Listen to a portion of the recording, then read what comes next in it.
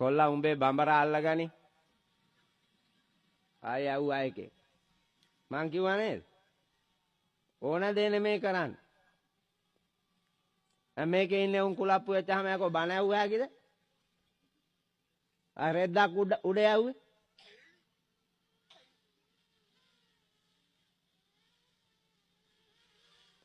අතේ සල්ලි වියදම් කරලා වැඩක් කරලා ඒ වැඩේ ඵලය ගන්න නැත්තම්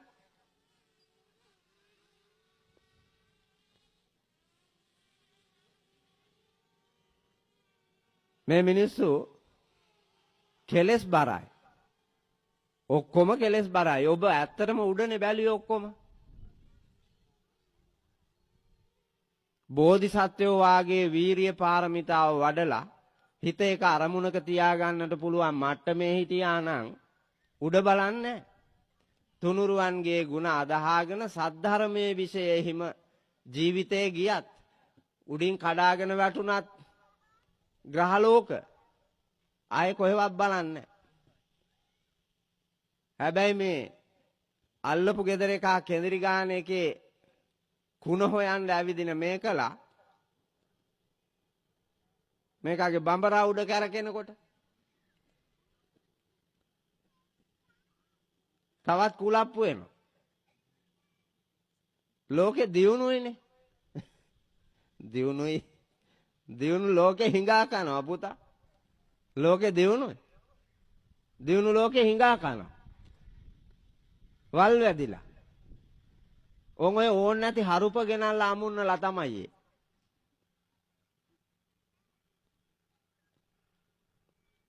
උදාහරණ නම් තියෙනවා ගොඩක් කියන්න ඕකට ගැලපෙන ලැජ්ජය බෑ. පෞද්ගලිකව මුණ ගැහුණා නම් කිව්ව හැකි. එකක් කරන අතරේ තව එකක් කරන්න ගියපුවාම වෙන වැඩේ. මේවා සංයමයෙන් කරන්න ඕන වැඩ පුතා. ධර්මයේ ශ්‍රවණය කරනවා කියලා කියන්නේ එක අරමුණක හිත තියාගෙන ඇහෙන දහම් පදේ මනාකොට දකිමින් බලමින් විඳිමින් ග්‍රහණය කරගෙන තමන්ගේ ජීවිතයට බද්ධ කරගෙන ජීවිතයේ තියෙන ගැටලු ලියා ගන්න, ප්‍රශ්න නැති කරගන්න, දුක් වේදනා නැති කරගන්න, යහපත් ඉදිරි ගමනක් තනාගෙන සැබෑ බොදුනුවෙකු වීමේ වාග්යයට යන්න ලේසි නම් පුතා මේකලා ඔක්කොම නිවන් යන්න එපැයි. මෙච්චර කල් අහපු බණ හැටියට නිවන් යන්න බැරි උනේ ඔය මායාකාරී ලෝකයේ ඇතුලේ පුහු මාන්නය ජීවිතය තුල තියාගෙන ඒක හදන්න. දැන් මේ වීඩියෝ එක ලස්සන කරන එකනේ කරන්න ඕනේ. ඈ මෙතන හෙළුවේ නටන්න කියලා ඇල්ලුවා නම් ඒක හරියනවා. බණ කියද්දී ඔය වැඩේ හරියන්නේ නැහැ.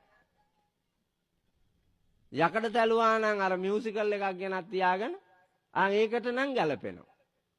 හැබැයි සද්ධර්ම දේශනාවක් පවත්වන වෙලාවේ ඔව්වා ගැලපෙනවා නම් මේ අය මෙලහට නිවන් දැකලා පින්නතුනි හිත හීලා කරගෙන ධර්මයේ ශ්‍රවණය කරන්න මහන්සි ගන්න.